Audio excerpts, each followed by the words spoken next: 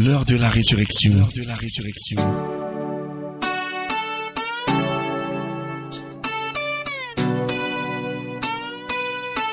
L'heure de la résurrection. L'heure de la résurrection. C'est l'occasion pour vous d'entrer en contact avec la puissance qui ressuscita Jésus-Christ d'entre les morts. L'heure de la résurrection. La résurrection.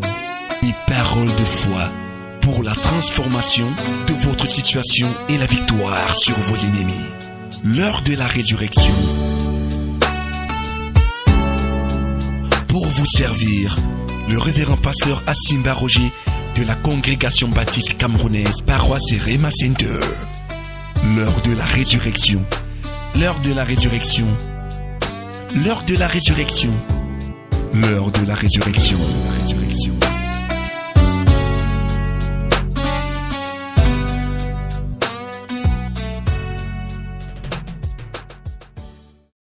Ce privilège de venir dans sa présence en cette fin d'année, nous voulons que chacun puisse comprendre ce principe important de la Bible qui consiste à s'approcher du Seigneur avec des louanges et des actions de grâce. En une saison comme celle-ci, c'est-à-dire à la fin de l'année, il est important de s'arrêter et de regarder en arrière, de se souvenir de ce que Dieu a fait. Plusieurs personnes ne le savent pas. C'est aussi une source de victoire. S'arrêter pour se souvenir. S'arrêter pour voir ce qui s'est passé est une source de victoire parce que plusieurs ne sont très souvent conscients que des problèmes qui leur arrivent ou alors des besoins dans lesquels ils sont, les difficultés par lesquelles ils passent. Même quand le Seigneur a fait beaucoup de choses, on les oublie facilement parce que l'ennemi, le diable, ne veut pas qu'on se souvienne de ce que Dieu a fait pour lui dire merci, pour le louer. Mais la Bible nous enseigne que c'est un exercice très important pour toute personne qui espère en Dieu et qui veut voir Dieu agir dans sa vie. Nous avons vu que nous devons construire le tabernacle de David. C'était le premier, le tabernacle de David. C'est quoi? Le tabernacle de David, c'est cette révélation que David avait reçue depuis son enfance, depuis son adolescence. C'est lui, il était le 8e enfant dans la maison de son père et sa famille avait beaucoup de troupeaux. C'est lui que le conseil de famille avait désigné pour être le berger de la famille, c'est-à-dire il devait garder les troupeaux et les amener vers les pâturages. Et très souvent, il dormait en brousse avec ses troupeaux de brebis, de moutons, de chèvres, de bœufs, beaucoup de troupeaux. Et il était chargé non seulement de les mener vers les pâturages, vers les eaux pour boire, mais aussi pour se reposer. Et très souvent, il se reposait en brousse dans la nuit. Et c'est là que David a découvert l'importance de louer Dieu. Nous avons vu ça le premier. Lorsque les bêtes féroces affamées sortaient de leur tanière dans la nuit pour chercher de quoi manger, elles arrivaient où David était avec ses animaux et c'était beaucoup de nourriture. Et lorsque les animaux étaient en panique à cause de ces bêtes féroces, David avait découvert qu'il devait louer Dieu. Il se mettait alors avec sa harpe à louer et à adorer le Seigneur en brousse. Et ce qu'il avait découvert, c'est qu'alors qu'il chantait les louanges de Dieu de tout son cœur, d'une manière sincère, proclamant la grandeur du Seigneur, les promesses du Seigneur, les promesses de protection et de sécurité, proclamant ce que Dieu a fait dans le passé dans ses chants, proclamant ce que Dieu a fait, non seulement en Israël, mais parmi son peuple, proclamant la grandeur de Dieu, la fidélité de Dieu, les promesses de Dieu, l'amour de Dieu. Il avait découvert que le Seigneur descendait et que la présence de Dieu apportait le calme et la paix parmi le troupeau. La présence de Dieu chassait les bêtes féroces. Et même lorsque une bête réussissait à attraper une des brebis pour s'enfuir, comme un lion ou un ours, la présence de Dieu qui était descendue le remplissait de courage et de force. Il poursuivait cet animal et il déchirait la gueule du lion pour récupérer la brebis. Ceci est arrivé plusieurs fois. La présence de Dieu lui donnait un courage extraordinaire. La présence de Dieu dans la louange qui descendait par la louange et l'adoration chassait la peur de son cœur, chassait le doute de sa vie, chassait toutes les inquiétudes et lui donnait le courage et lui disait ce qu'il devait faire. Et il poursuivait l'ours, il poursuivait le lion et il revenait avec son animal. Voilà ce que David avait découvert alors qu'il était berger dans sa famille. Et c'est avec ces témoignages qu'il est allé au champ de bataille envoyé par son père et il a terrassé le géant Goliath. Et nous avons vu que lorsqu'il est devenu finalement roi à l'âge de 30 ans, roi sur Israël, roi sur toute la nation, David s'est arrêté. Il avait beaucoup de défis devant lui. Les peuples païens, les autres nations fortes et puissantes le menaçaient. Lorsque vous lisez même dans 1 Samuel, 2 Samuel chapitre 5, la Bible dit que le jour même où David a été un roi, les Philistins, une armée de Philistins est venue l'attaquer. C'est-à-dire que ce nouveau statut qu'il avait, que Dieu lui avait donné, lui a attiré beaucoup d'ennemis. Les nations, les peuples. Et la Bible nous fait comprendre que David a réfléchi au milieu de tous ces challenges, au milieu de tous ces défis. Comment est-ce que je vais m'en sortir? C'est là où il s'est souvenu de ce que Dieu a fait pour lui alors qu'il était adolescent avec les animaux en brousse. Et il a décidé d'appliquer la même formule. Alors, il a organisé le transport de l'arche de l'Alliance de là où cette arche était chez Obed-Edom pour l'amener à Jérusalem. Nous avons vu qu'il a convoqué toute la nation au milieu des chants de louange, d'adoration, des réjouissances. Les choristes chantaient, les musiciens jouaient, ils ont transporté l'arche jusqu'à Jérusalem. Ils ont installé l'arche dans une tente qu'ils avaient construite sur la montagne de Sion à Jérusalem.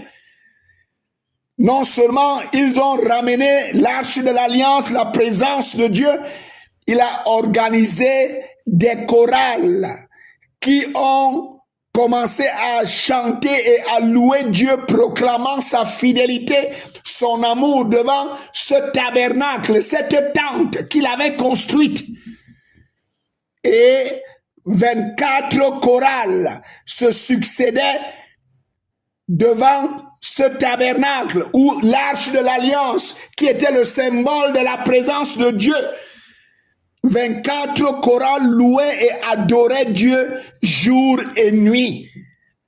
Nous avons vu, la Bible dit qu'il y avait 4000 instruments de musique. C'est-à-dire qu'il y avait 4000 musiciens qui accompagnaient les 24 chorales. Chaque chorale avait 1 heure par jour.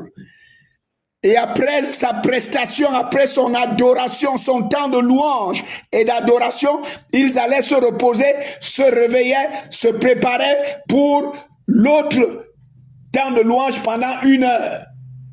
Chaque 24 heures, il y avait 24 chorales. Chaque chorale avait 1 heure. Nous avons vu que ceci se faisait jour et nuit. Et nous avons vu que ces temps de louange se sont succédés 7 jours sur 7. Et pendant toute l'année. Et il ne s'est pas arrêté là. Nous avons vu que pendant tout le temps de son règne à Jérusalem, David, ces 24 chorales devant le tabernacle où l'arche de l'alliance était logée, louaient et adoraient Dieu de tout leur cœur. Et la présence de Dieu remplissait son peuple à Jérusalem. C'est ce qui a permis à David de remporter les victoires. Et nous avons vu que c'est au temps de David que tout le territoire que Dieu leur avait donné. Dans Josué chapitre 1, c'est David qui a pu conquérir tout ce territoire pour établir le royaume, son royaume. Non seulement cela, il a conquis tous les autres royaumes du monde. Le psaume 89, comme Dieu lui a promis, dit que Dieu a dit, je ferai de toi le roi le plus puissant de la terre. Quel était le secret de David? Il avait découvert une formule. Dieu aime la louange et l'adoration. C'est ce qui nous manque aujourd'hui. Le Seigneur veut que non seulement ce mois, tu t'arrêtes pour te souvenir de ce qu'il a fait, mais que dans ta maison, dans ta chambre, dans ton lieu de travail, que tu prennes le temps pour le célébrer, pour ce qu'il a fait, dans ton école, dans ta faculté, que tu le célèbres pour ce qu'il a fait. Il y en avait qui étaient malades, qui étaient opprimés, toutes sortes de difficultés. Dieu a intervenu. Il faut que tu t'en souviennes pour le louer et pour l'adorer. David a fait cela en brousse, seul. Et le grand problème que nous avons aujourd'hui, c'est que nous avons des chantres qui ne peuvent chanter que lorsqu'on les acclame, lorsqu'on les applaudit, lorsqu'on les apprécie. La plupart de nos chantres aujourd'hui ne chantent que pour impressionner. Alors que David était ce chantre en brousse, il n'y avait personne, il n'y avait que des animaux. Et au milieu de ces dangers, il louait Dieu de tout son cœur. Et la présence de Dieu descendait. Ce que Dieu attend de nous, c'est que toi, tu apprennes à le chanter. Tu ne sais pas chanter. Il y a aujourd'hui des chansons, il y a YouTube, il y a des musiques chrétiennes, des chorales, il y a des chants. Tu peux les mettre dans ta maison, dans ta chambre et dans ton bureau. Tu passes un temps à chanter avec eux, à louer, à adorer Dieu. Voilà ce que Dieu veut. Beaucoup de chrétiens ont perdu cela. Ils ne font que demander, chasser, combattre. David était un combattant. C'était un guerrier. Mais il y avait cet aspect de sa vie, c'était un adorateur. Et il avait entraîné tous ceux qui étaient avec lui à devenir des adorateurs. Il leur a apporté cette révélation que Dieu aime la louange et l'adoration qui sortent d'un cœur sincère. Voilà ce que David a fait à Jérusalem. Il a construit cette tente, ce tabernacle. Et on a adoré Dieu pendant plus de 50 ans. Pendant 33 ans, que David a régné à Jérusalem, on adorait Dieu chaque jour, chaque nuit. Et dans la plus grande partie aussi du règne de Salomon, avant qu'il ne s'égare dans l'idolâtrie, des multiples femmes qu'il avait épousées, avant ça, il avait hérité ses chorales et ses musiciens qui adoraient Dieu. Et cela a rendu la nation d'Israël une nation puissante. Le Seigneur veut rendre ta maison puissante, ta famille puissante. Le Seigneur veut descendre dans tes activités. Oui, il nous faut combattre, il faut intercéder. Mais nous devons devenir des adorateurs, ceux qui savent s'arrêter, regarder en arrière, se souvenir des choses que Dieu a faites. Parce que nous oublions très vite, et l'ennemi se rassure qu'il enlève ça de nos cœurs et de nos pensées. Tu oublies. Quand tu veux même penser à ce que Dieu a fait, tu ne vois plus. Alors que si tu prends le temps, tu vas voir les interventions de ton Dieu dans ta vie. Et le louer et l'adorer. Beaucoup d'entre nous, nous avons des talents de chant, des dons. On ne fait plus ça. On dit que c'est pour les enfants. Mon ami, c'est pour cela que tu es acculé. C'est pour cela que le diable s'assoit sur toi. Parce que toi, tu crois que c'est une affaire de l'église. C'est pour les enfants. Tu ne sais pas que c'est Dieu t'a donné ces dons et ces talents pour les batailles que tu dois livrer. Tu ne peux pas devenir, atteindre le niveau où le Seigneur t'amène si tu ne comprends pas que la louange et l'adoration doivent t'accompagner. Ça doit devenir un style de vie pour toi. Ce n'est pas que comme on est à l'église, c'est même pour ça que nous le faisons en ligne. Pour que tu apprennes à louer Dieu, pas parce qu'il y a la musique, pas parce que tu vois quelqu'un d'autre chanter et danser, mais parce que dans ta maison, tu vois ce que Dieu a fait, tu te lèves. Et la joie dans le cœur, dans la réjouissance, tu commences à élever ta voix. Tu n'as pas besoin d'avoir une voix angélique. Parce que même dans la Bible, il dit, poussez des cris de joie à l'Éternel. Poussez des cris de joie. Célébrez-le. On n'a pas besoin d'avoir une très belle voix. Et il y en a même qui ont des belles voix, mais qui ne louent plus, ils n'adorent plus, ils ne célèbrent plus Dieu. C'est pour ça que le diable est assis dans leurs affaires, est assis dans leur maison, dans leur famille, sur leurs enfants. Parce qu'ils n'ont pas compris qu'on a besoin d'être dans une atmosphère de louange et d'adoration. De créer l'écosystème qui permet à Dieu de se lever dans ta vie et d'agir jour et nuit. David avait compris ça. Il a créé cet écosystème à Jérusalem. C'est pour ça que Jérusalem, à son époque, est devenue la capitale du monde. On adorait l'Éternel jour et nuit. Aujourd'hui, je veux que nous puissions voir le tabernacle de David pour la percer. Et le tabernacle de David pour garder ce que Dieu t'a donné. Le tabernacle de David va te permettre d'obtenir la percée. La percée, c'est quoi? La percée, c'est quand tu réussis à voir ce que Dieu a dit. C'est ça qu'on appelle percée. Beaucoup ont reçu des promesses. Dieu leur a parlé. Dans les rêves, dans les songes, par des visions, par des prophéties, par des paroles de connaissance, des choses claires. Mais ils n'arrivent pas à voir cela s'accomplir. Au contraire, ils vivent une opposition sans pareil, une résistance du royaume des ténèbres.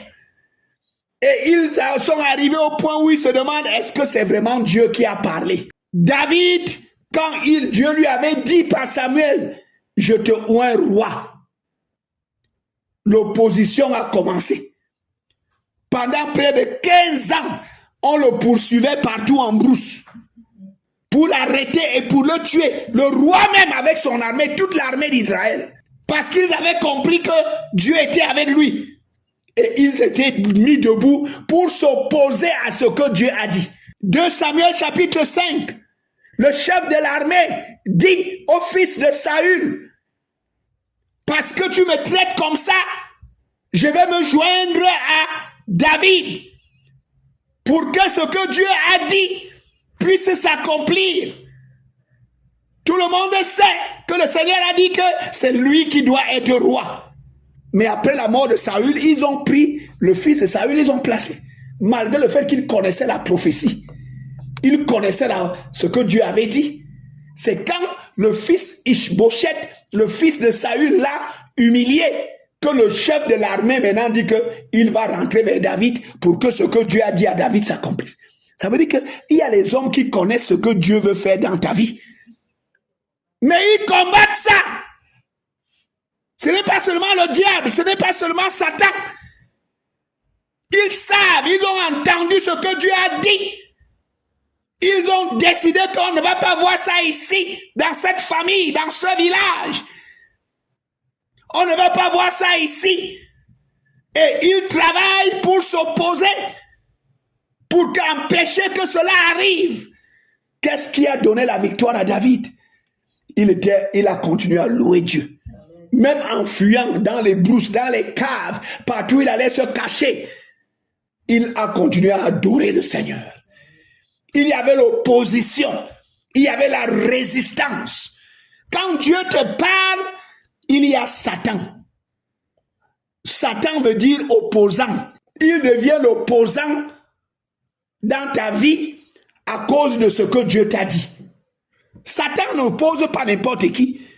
Il oppose ceux qui ont reçu la parole de Dieu, ceux à qui Dieu a fait des promesses, ceux à qui Dieu a montré des choses palpables, concrètes, que voilà ce que je vais faire dans la vie de tes enfants, ou bien dans la vie de ton enfant, de ton mari, ou de ta femme, ou dans ta carrière, dans tes affaires.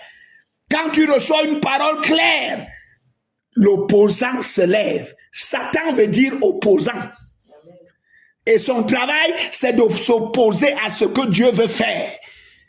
Et David avait compris que la louange et l'adoration devaient l'accompagner. Le tabernacle de David, tu dois le construire dans ta vie pour obtenir la percée. Et nous avons un exemple, c'est l'apôtre Paul et Silas.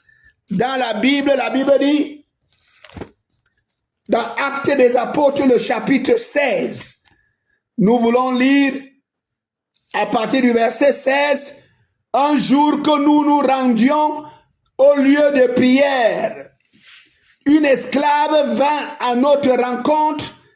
Elle avait en elle un esprit de python et ses prédictions procuraient de grands revenus à ses maîtres. Elle se mit à nous suivre, Paul et nous, en criant à tue-tête. Ces hommes-là sont des serviteurs du Dieu très haut. Ils viennent vous annoncer comment être sauvés. Paul et Silas étaient arrivés dans la ville de Philippe, envoyés par le Saint-Esprit. Comme la Bible nous dit au verset 6, ils traversaient la Galatie phrygienne parce que le Saint-Esprit les avait empêchés d'annoncer la parole dans la province d'Asie. Verset 7. Parvenus près de Mysie, ils se proposaient d'aller en Bithynie. Mais là encore, l'Esprit de Jésus s'opposa à leur projet. Ils traversèrent donc la Mysie et descendirent au port de Troas. Là, Paul eut une vision au cours de la nuit. Un Macédonien se tenait devant lui et le suppliait. « Viens en Macédoine et secours-nous. » À la suite de cette vision de Paul, nous avons aussitôt cherché à nous rendre en Macédoine, car nous avions la certitude que Dieu lui-même nous appelait à y prêcher la bonne nouvelle. Et la Bible dit qu'ils sont donc arrivés à Philippe. Ils ont traversé, ils ont pris le bateau et ils sont arrivés dans la ville de Macédoine. De là, nous sommes allés jusqu'à la colonie romaine de Philippe, ville du premier district de Macédoine. Nous avons passé plusieurs jours dans cette ville. C'est le Saint-Esprit qui les envoie prêcher la parole. C'était ça l'appel dans leur vie. Dieu leur avait dit ça de plusieurs manières avant. Acte 13, mettez-moi à part Paul et Barnabas pour l'œuvre à laquelle je les ai appelés. Chapitre 13, verset 47. Dieu leur dit, je t'ai établi pour que tu sois la lumière des nations et pour que tu portes le salut jusqu'au bout du monde. C'était clair ce que Dieu leur avait dit. Et voici qu'ils sont arrivés par le Saint-Esprit à Philippe. Et la Bible dit que ils ont été reçus. Ils ont été détectés par une femme qui avait un esprit de python. La Bible dit qu'une femme avait un esprit de python qui était dans la ville et elle était voyante. C'est cet esprit-là qui les accueille. L'esprit de python. Et la Bible dit, cette femme a commencé à donner des prophéties par l'esprit de python. Oh, beaucoup de gens aujourd'hui cherchent les prophéties. Ils ne connaissent pas la source des prophéties. La Bible dit que tout ce qu'elle disait était vrai. Et elle, beaucoup de gens, les gens lui donnaient de l'argent. Elle était esclave. Et la famille dans laquelle elle était esclave est devenue riche dans cette ville parce que les gens venaient la consulter. Et elle leur donnait des prophéties. Elle leur disait des oracles. Mais c'était par un esprit de python. Un esprit de serpent. Beaucoup de nos prophètes aujourd'hui sont animés d'un esprit de serpent. C'est pour cela que plusieurs qui les suivent à la fin sont déçus. Plusieurs qui les suivent à la fin sont frustrés. Parce qu'ils se rendent compte que ce qu'ils ont dit n'arrive pas. Parce que quoi? Ce n'était pas Dieu. C'était un esprit de serpent qui a parlé. Et la Bible dit que cette femme a commencé à dire que ces hommes sont des serviteurs du Dieu vivant. Ils sont venus vous annoncer la parole de Dieu pour être sauvés. Mais la Bible dit que Paul, après plusieurs jours, a discerné que ce n'était pas Dieu qui parlait. Et il a chassé l'esprit qui animait cette femme. Et la Bible dit que l'esprit de serpent est parti. Et la femme ne pouvait plus voir. Elle ne pouvait plus faire la voyance. Parce que l'apôtre avait chassé l'esprit qui l'animait. Et la Bible dit que verset 19, lorsque les maîtres de l'esclave s'aperçurent que leur espoir de gain s'était évanoui, ils se saisirent de Paul et de Silas et les traînèrent sur la grande place de la ville devant les autorités. Ils les présentèrent aux magistrats romains et portèrent plainte contre eux en ces termes. Ces gens-là sont des Juifs qui jettent le trouble dans notre ville. Ils cherchent à introduire ici des coutumes que nous, qui sommes romains, n'avons le droit ni d'accepter ni de pratiquer. La foule se souleva contre eux. Alors les magistrats leur firent arracher les vêtements et ordonnèrent qu'on les batte à coups de bâton. On les roua de coups et on les jeta en prison. Le gardien reçut l'ordre de les surveiller de près. Pour se conformer à la consigne, il les enferma dans le cachot le plus reculé et les attacha les pieds et leur attacha les pieds dans des blocs de bois. Vers le milieu de la nuit, voilà ce qui leur arrive. Parce qu'ils sont allés annoncer la parole de Dieu. Et qu'avec la puissance de Dieu, ils ont commencé à chasser les démons. C'est ce que Dieu leur avait dit. C'était ça leur mission. C'était ça leur appel. C'est ce que le Seigneur leur avait clairement dit. Quand Dieu te parle, que ce soit à propos de ton enfant, de ta femme, ou de ton mari, ou de ton travail, ou de ton école, ou de tes affaires, quand Dieu te parle, il y aura opposition. Il y aura des attaques. Quel que soit le domaine dans lequel le Seigneur te parle. Eux, ils étaient des pasteurs, des serviteurs de Dieu. À qui Dieu avait dit, votre travail c'est d'annoncer ma parole, de prêcher la bonne nouvelle et d'amener les nations à la lumière et d'amener le salut au bout du monde. C'est ce que Dieu leur avait dit. Maintenant, ils sont arrivés dans cette ville, ils ont commencé à faire ce que Dieu leur a dit. L'opposition s'est levée. La Bible dit qu'on les a amenés devant les magistrats, on les a tabassés, on a enlevé leurs habits, on les a fouettés. Ils avaient des blessures partout de la tête aux pieds. Et on les a jetés en prison. C'était vraiment un moment noir dans leur vie. Et beaucoup d'entre nous, nous sommes dans des situations de noir, des ténèbres. Dans notre famille, ou dans tes affaires, ou dans ton appel, où tu te poses les questions, où les choses sont contraires à ce que tu attendais. Mais la Bible dit que Paul et Silas connaissaient les principes de la parole de Dieu. Vers le milieu de la nuit, on les avait jetés en prison, ils avaient mal partout, Il n'y avait pas d'anti-inflammatoire. La lèvre avait gonflé, l'œil avait gonflé, la tête avait gonflé, le dos, il y avait les blessures. Et il n'y avait pas de comprimé pour tuer les douleurs. Tu sais quand tu as des douleurs partout et que c'est des blessures. Et ils étaient jetés en prison. Ils ne pouvaient même pas se défendre. On ne les a même pas écoutés. Mais la Bible dit que vers le milieu de la nuit, Paul et Silas priaient et chantaient les louanges de Dieu. Paul et Silas connaissaient le secret du tabernacle de David. Et nous avons vu lundi que dans Actes des Apôtres, au chapitre 15, voici ce que Dieu leur avait dit. Après cela, dit le Seigneur, je reviendrai et je rebâtirai le tabernacle de David qui s'était effondré. Acte 15, versets 16, 17 et 18. Je le relèverai de ses ruines. Je le redresserai. Alors le reste de l'humanité se tournera vers le Seigneur. Oui, toutes les nations qui sont appelées à m'appartenir. On ne peut pas sauver les gens si on ne dresse pas le tabernacle. Beaucoup d'entre nous, nous voulons voir les gens sauvés dans nos familles, dans nos villages, dans notre communauté autour de nous.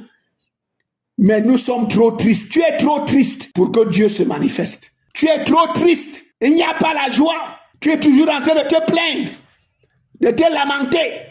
Tu penses que Dieu n'est pas avec toi parce que tu regardes à ce qui se passe. David avait été attaqué le même jour où on l'a intronisé roi. Mais il connaissait le principe. Il savait que pour repousser l'ennemi, il faut le tabernacle. Il faut adorer Dieu. Il faut le louer. Il a bâti le tabernacle.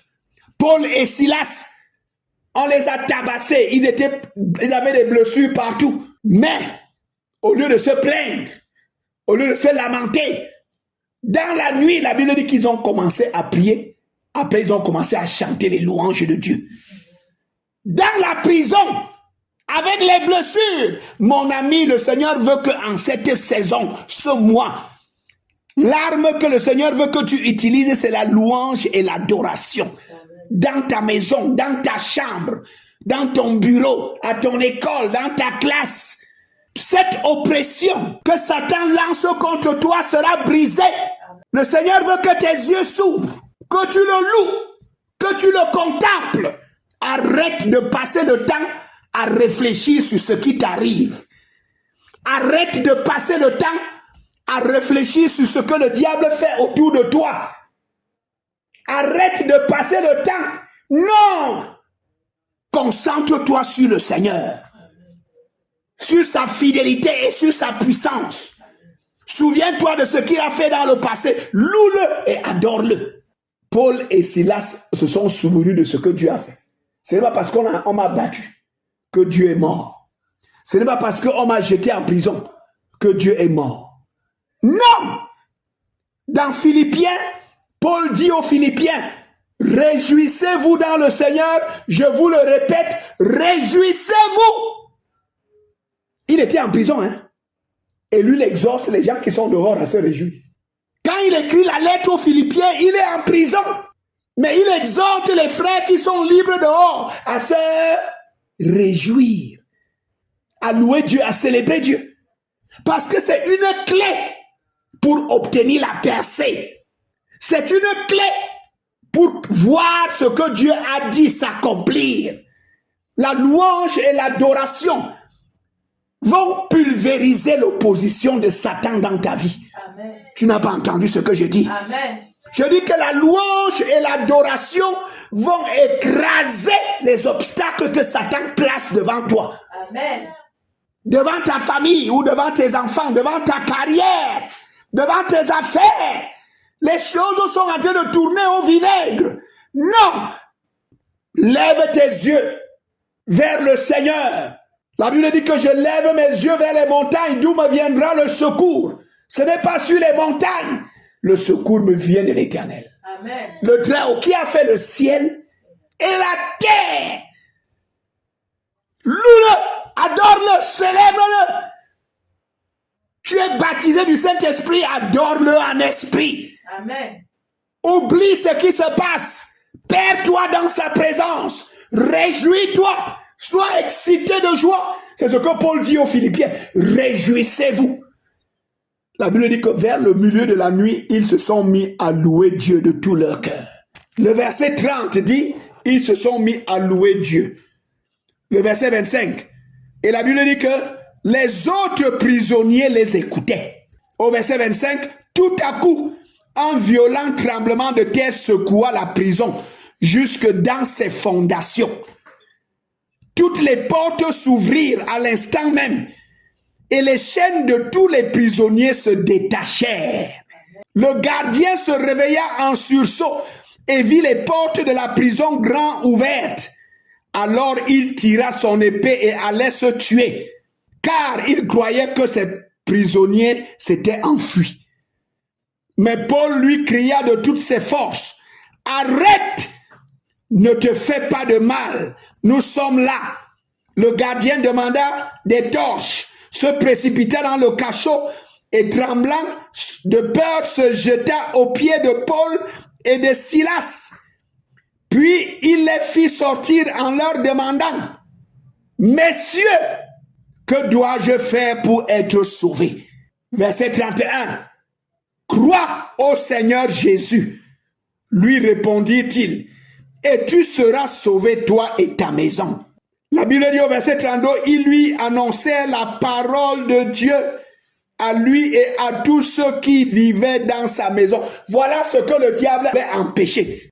Dieu leur avait dit, allez avec la lumière, vous êtes la lumière des nations. Le Seigneur leur avait dit, portez le salut jusqu'au bout du monde. Et l'ennemi s'est opposé, il les a jetés en prison. La clé qui les a délivrés dans cette situation, c'était la louange et l'adoration. Et la Bible dit que dans cette nuit-là, ils ont été dégagés, ils ont annoncé la parole. Amen. Non seulement ils ont annoncé la parole à cet homme et à toute sa maison, la Bible dit que cet homme a donné sa vie à Jésus.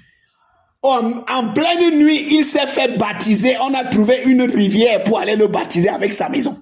Dans la nuit. Ce n'était pas tout. La Bible dit que toutes les portes s'ouvrirent. Quand tu vas louer Dieu, les portes des prisons vont s'ouvrir. Amen. La prison dans laquelle on a jeté ton enfant là, ça va s'ouvrir. Amen. Tu vas casser ça. Amen. Ce n'est pas seulement en chassant, ce n'est pas seulement en priant, en intercédant. Non, il y a une autre clé, la louange et l'adoration. Elle ouvre les portes des prisons. Amen. Ton fils, ta fille, ton mari ou ta femme qu'on a emprisonné, ce qui arrive, tes cœurs, ça te fait mal, tu pleures jour et nuit. Jésus veut te délivrer. Amen. Souviens-toi de ce qu'il a fait. Souviens-toi de ce qu'il a fait dans ta vie autour de toi. Loue-le, adore-le. La louange va briser les portes des prisons. Amen. La louange va casser les portes des prisons. Amen. Et ce n'était pas tout. La Bible dit que toutes les portes s'ouvrirent à l'instant même. Écoutez, verset 26. Et les chaînes de tous les prisonniers se détachèrent. Amen.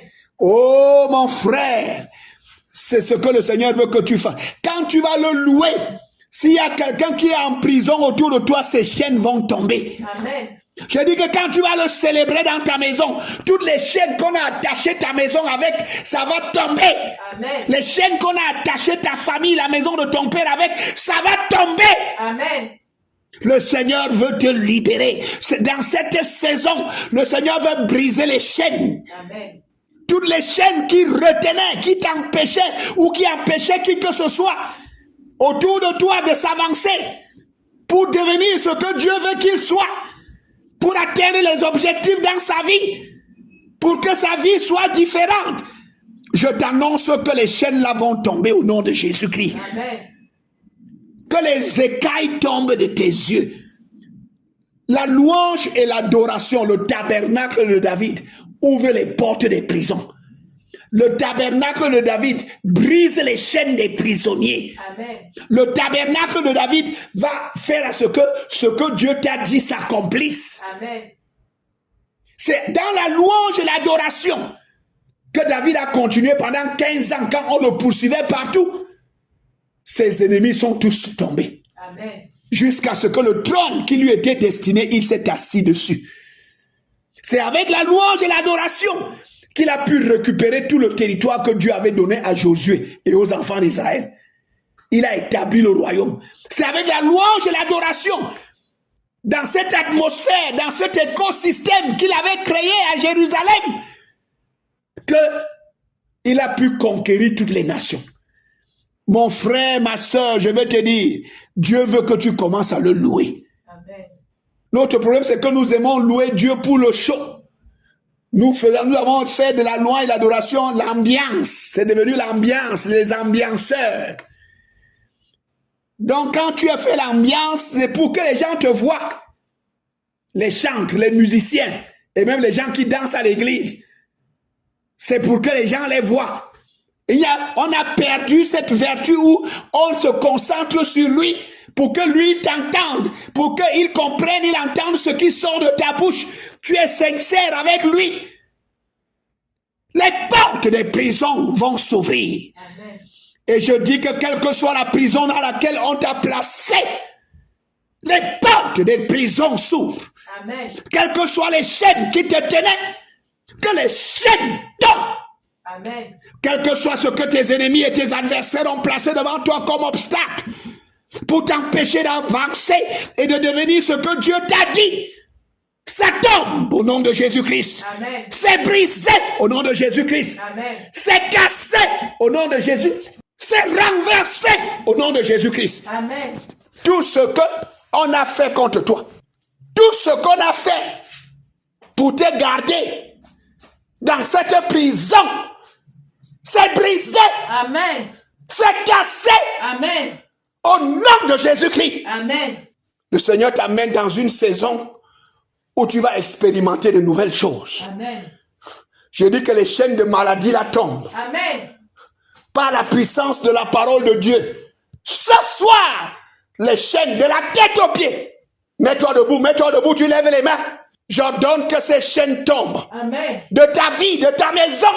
C'est brisé ce matin. Amen. C'est brisé ce soir. Amen. Tout ce qui t'empêchait de voir ce que Dieu a fait dans ta vie, tout ce qui te gardait dans l'oppression, tout ce qui te gardait dans la tristesse, c'est enlevé ce soir. Amen. C'est déchiré ce soir. Amen. Au nom de Jésus-Christ. Tous les esprits qu'on a envoyés derrière toi dans ta maison, c'est eux que je lis ce soir. Amen. Et que je chasse au nom de Jésus-Christ. Amen. C'est eux que je chasse au nom de Jésus-Christ. Amen. Pour que tes yeux s'ouvrent. Pour que tu fasses ce pourquoi Dieu t'a créé. Dieu ne t'a créé pour que tu le loues. Amen. Dieu t'a créé pour que tu l'adores. Amen. Dieu t'a créé pour que ton corps devienne son temple. Amen. Et un temple où on le loue et on l'adore. Dieu ne t'a pas créé pour que ton corps devienne le temple de la maladie, de l'oppression, de la douleur, de la souffrance. Non!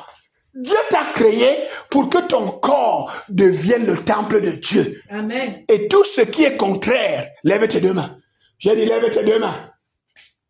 C'est chassé ce soir. Amen.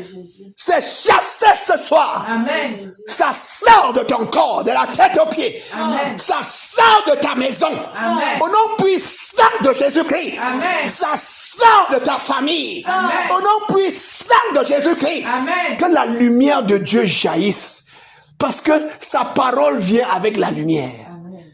Sa parole vient avec le salut. Amen. Que le salut entre dans ton cœur. Amen. Que le salut entre dans ta vie. Amen. Que le salut entre dans ta famille. Amen. Que tout ce qui est contraire au salut soit emballé et chassé au nom de Jésus-Christ. Amen. Seigneur, nous te disons merci. Merci parce que tu fais de nous des vrais chantres. Oh, tu nous donnes, comme David, de comprendre. Seigneur, comme Paul et Silas, de comprendre ce que tu es en train de faire. Mon frère, arrête de voir les choses négatives qui se passent dans ta vie.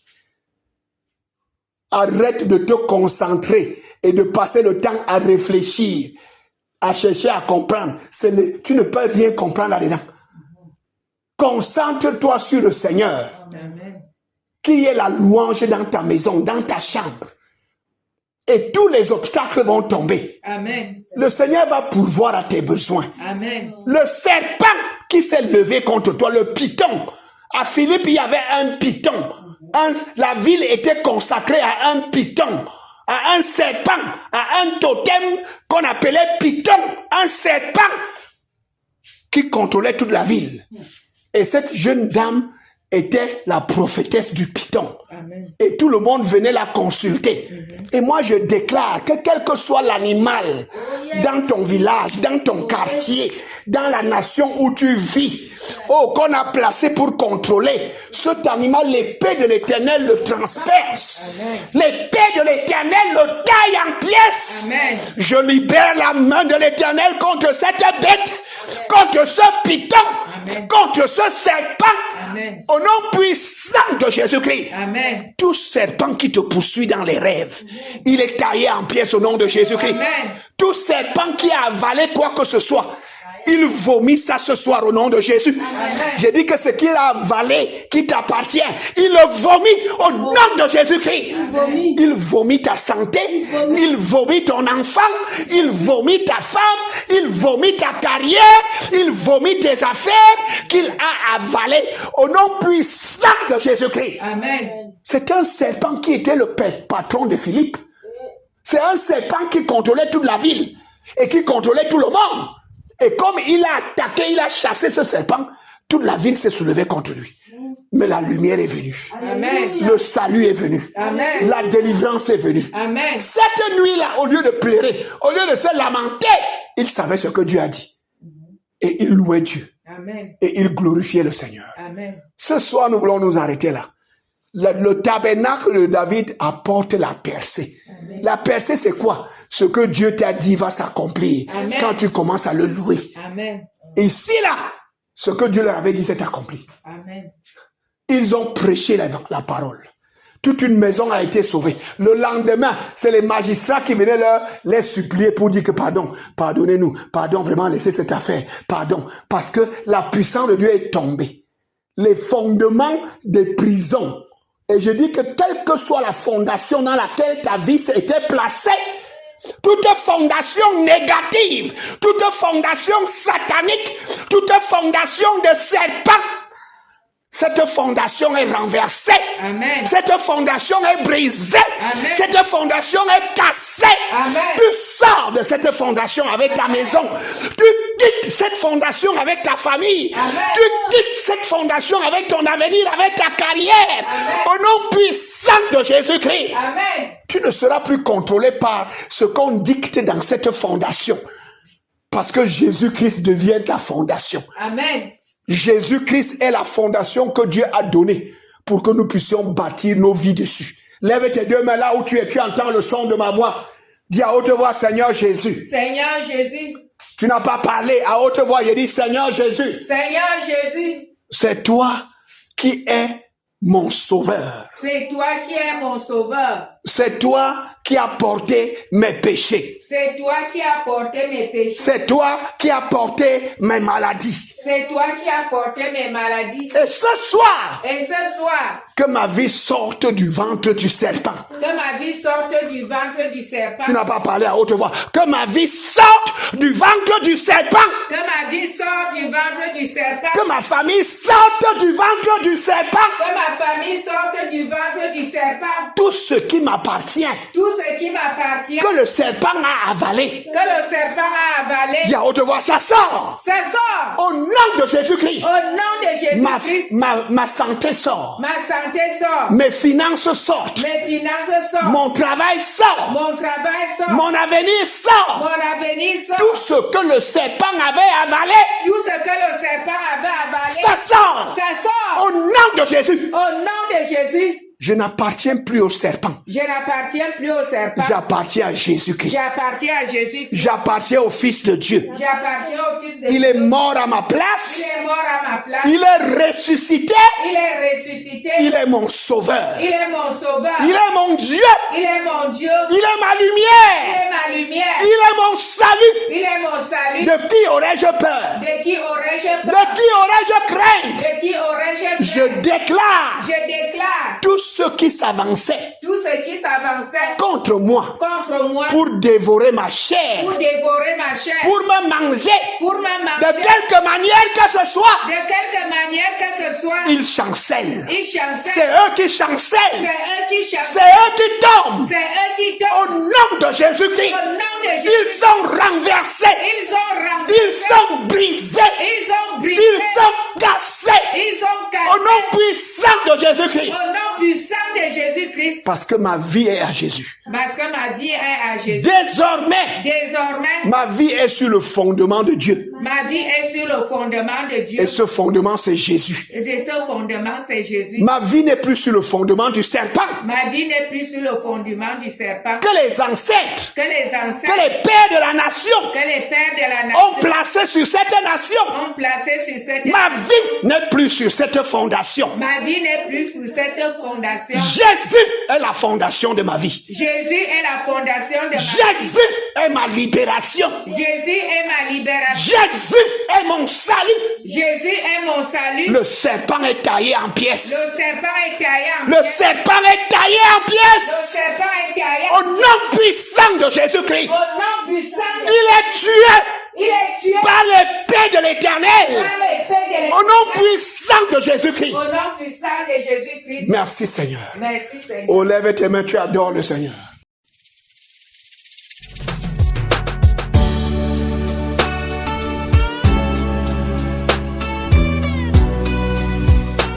C'était l'heure de la résurrection présentée par le pasteur Assimba Roger de la congrégation baptiste camerounaise Rema Center. Vous avez écouté ce message et vous désirez nous contacter pour d'éventuelles prières et conseils. N'hésitez pas à contacter nous à ces numéros 674 32 63 81 671 07 14 68. L'heure de la résurrection.